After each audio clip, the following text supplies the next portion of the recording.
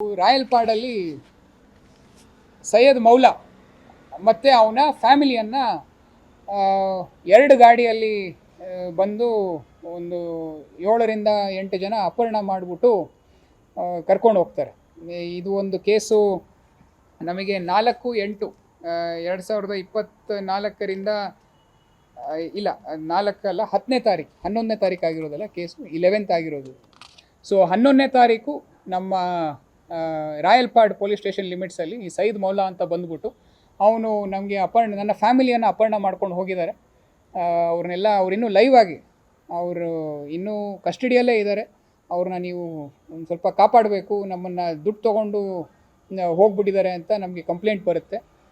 ಅದರ ಆಧಾರದ ಮೇಲೇ ನಾವು ಒಂದು 3 ಟೀಮನ್ನು ಮಾಡಿಬಿಟ್ಟು ಈ ಯಾರು ಅಕ್ಯೂಸ್ಡ್ ಇದ್ದಾರೆ ಅವ್ರನ್ನ ನಾವು ಟ್ರೇಸ್ ಮಾಡೋದಕ್ಕೆ ನಮ್ಮ ಕಾರ್ಯಾಚರಣೆಯನ್ನು ಇಮಿಡಿಯೇಟಾಗಿ ಶುರು ಮಾಡ್ತೀವಿ. ನಮಗೆ ಇದು ಶುರು ಮಾಡಿದಾಗ ಅವರು ಅಕ್ಯೂಸ್ಡು ಅವಾಗವಾಗ ಫೋನ್ ಮಾಡ್ತಾ ಇರ್ತಾರೆ.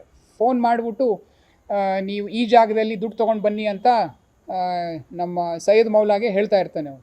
ಸೊ ಆ ಆಧಾರದ ಮೇಲೇ ನಾವು ಸೈಯದ್ ಮೌಲಾನ ಮುಂದೆ ಬಿಟ್ಟು ಫಾಲೋ ಮಾಡ್ಕೊಂಡು ಹೋಗಿ ಮದ್ದೂರಲ್ಲಿ ಇಬ್ಬರನ್ನ ನಾವು ಅಪ್ರಿಹೆಂಡ್ ಮಾಡ್ತೀವಿ. ತದಾದ ನಂತರ ಮಿಕ್ಕಿದ್ದ ಆರೋಪಿಗಳನ್ನು ನಾವು ಮೈಸೂರಲ್ಲಿ ನಾವು ಅವ್ರನ್ನ ಅಪ್ರಿಹೆಂಡ್ ಮಾಡ್ತೀವಿ. ಇದರಲ್ಲಿ ನಮ್ಮ ಮೈಕ್ 2 ಲಾ ಆ್ಯಂಡ್ ಆರ್ಡರ್ ಅವರೇ, additional SP law and order ಅವರು ಮತ್ತು DSP ಅವರು ಪರ್ಸ್ನಲ್ಲಾಗಿ ಮೈಸೂರಿಗೆ ಹೋಗಿ ಈ ಒಂದು ಕಾರ್ಯಾಚರಣೆಯನ್ನು ಮಾಡಿ ಎಲ್ಲರ ಫ್ಯಾಮಿಲಿ ಮೆಂಬರ್ಸ್ನು ಸೇಫಾಗಿ ನಾವು ಕರ್ಕೊಂಬರೋ ವ್ಯವಸ್ಥೆಯನ್ನು ಮಾಡಿದ್ದೀವಿ. ಇದರ ಜೊತೆಗೆ ನಾವು ಟೋಟಲಾಗಿ 6 ಜನನ ಅರೆಸ್ಟ್ ಮಾಡಿದ್ದೀವಿ. ಇದರಲ್ಲಿ ಒಂದು ವೆರಿ ಇಂಟ್ರೆಸ್ಟಿಂಗ್ ಫ್ಯಾಕ್ಟ್ ಏನು ಅಂದರೆ, ಆ ಅಪಹರಣ ಆಗಬೇಕಾದ್ರೆ ಯಾರು ಇಬ್ಬರು ಇರ್ತಾರೆ ಅವರೇ ಇದರಲ್ಲಿ ಇನ್ವಾಲ್ವ್ ಆಗಿರ್ತಾರೆ, ಕ್ರಿಮಿನಲ್ಸ್ ಜೊತೆ ಅವರೇ ಇನ್ವಾಲ್ವ್ ಆಗಿರ್ತಾರೆ. ಸೊ ಇದರಲ್ಲಿ ಬಂದ್ಬಿಟ್ಟು ಮೌಲಾ ಡ್ರೈವರ್ ನಯೀದ್ ಅಂತ, ಆಮೇಲೆ ಅವನ ಬಾವ್ ಮೈದಾ ಬಂದ್ಬಿಟ್ಟು ಫಹಾದ್ ಅಂತ.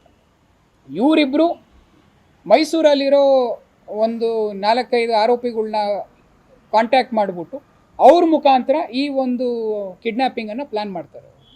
ಇದಕ್ಕೆ ರೀಸನ್ ಬಂದ್ಬಿಟ್ಟು ಸೈಯದ್ ಮೌಲಾ ನನ್ನ ಹತ್ರ ತುಂಬ ದುಡ್ಡಿದೆ ಅಂತ ಅವರ ಬಾವ್ ಮೈದಂಗೆ, ಆಮೇಲೆ ಅವ್ನ ಡ್ರೈವರ್ಗೆ ಎಲ್ಲ ಕಡೆನೂ ಹೇಳ್ಕೊಂಡು ಓಡಾಡ್ತಾ ಇರ್ತಾನೆ. ಆಮೇಲೆ ಅವ್ನ ಫೋನಲ್ಲೂ ಕೂಡ ಎಲ್ಲ ವೀಡಿಯೋಗಳ್ನ ಅದನ್ನೆಲ್ಲ ತೋರಿಸ್ಕೊಂಡು ಓಡಾಡ್ತಾ ಇರ್ತಾನೆ. ಅದಕ್ಕೆ ಇವ್ರುಗಳು ಅವನ ಹತ್ರ ಹೆಂಗಾರು ಮಾಡಿ ನಾವು ದುಡ್ಡು ವಸೂಲಿ ಮಾಡಬೇಕು ಅಂತ ಈ ಒಂದು ಪ್ಲ್ಯಾನನ್ನು ಮಾಡ್ತಾರೆ. ಅವರೆಲ್ಲರೂ ನಮ್ಮ ಆಂಧ್ರ ಅಲ್ಲಿ ಪನ್ನೇರೂನ ಗ್ರಾಮ ಅಲ್ಲ, ಪಲಮ್ನೇರು, ಪಾಮೂರು ಅನ್ನೋ ಒಂದು ಜಾಗದಿಂದ ಅವರು ಬ್ಯಾಂಗ್ಳೂರ್ ಕಡೆ ಹೋಗೋದಕ್ಕೆ ಬರ್ತಾ ಇರ್ತಾರೆ.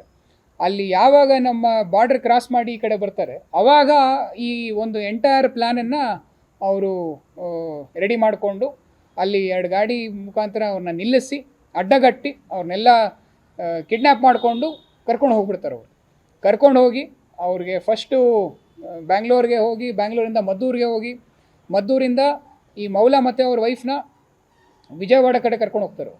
ಗುಂಟೂರು ಕಡೆ ಕರ್ಕೊಂಡು ಹೋಗಿ ಅಲ್ಲಿ ದುಡ್ಡನ್ನು ಕೊಡಿ ಅಂತ ಹೇಳಿದಾಗ ಅಲ್ಲಿ ಮೌಲಾನ ಬಿಟ್ಬಿಟ್ಟು ಇವರೆಲ್ಲ ವಾಪಸ್ ಹೋಗ್ಬಿಡ್ತಾರೆ. ತದಾದ ನಂತರ ಮೌಲಾ ವಿಜಯವಾಡಗೆ ಹೋಗ್ಬಿಟ್ಟು ನಮ್ಮ ಹತ್ರ ಬರ್ತಾನೆ. ನಮ್ಮ ಹತ್ರ ಬಂದಾಗ ಇನ್ನೂ ಲೈವ್ ಇದ್ದಾರೆ ಅಂತ ಹೇಳಿದ ತಕ್ಷಣ ಈ ಒಂದು ಸೆನ್ಸಿಟಿವ್ ಕೇಸ್ನ ನಾವು ಇಮಿಡಿಯೇಟಾಗೆ ತೊಗೊಂಡು ಅವರೆಲ್ಲ ಅಕ್ಯೂಸ್ಡು ಅದ್ರ ಜೊತೆಗೆ ಯಾರು ವಿಕ್ಟಿಮ್ಸ್ ಇದ್ದಾರೆ ಅವರೆಲ್ಲರೂ ಸೇಫಾಗಿ ನಾವು ರೆಸ್ಕ್ಯೂ ಮಾಡೋ ವ್ಯವಸ್ಥೆಯನ್ನು ಮಾಡಿದ್ದೀವಿ.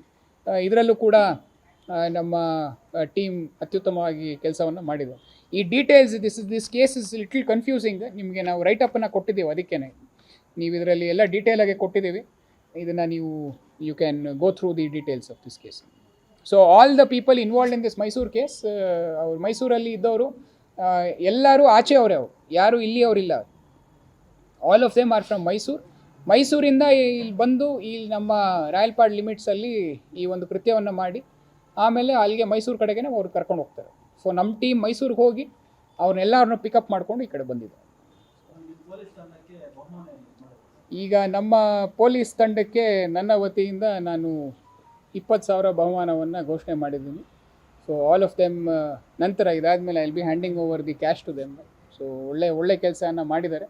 ಅದ್ರ ಜೊತೆಗೆ ಅವರು ಆಫೀಸರ್ಸ್ ನನ್ನ ಕೈಯಲ್ಲಿ ಎಷ್ಟಾಗುತ್ತೋ ನಾನು ಕೊಟ್ಟಿದ್ದೀನಿ.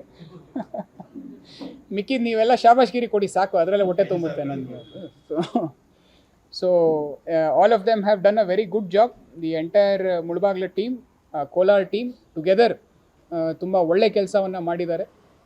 ಅದಕ್ಕೆ ಅವರು ಕಳೆದ ಒಂದು ವಾರದಲ್ಲಿ public also have been extremely understanding with us.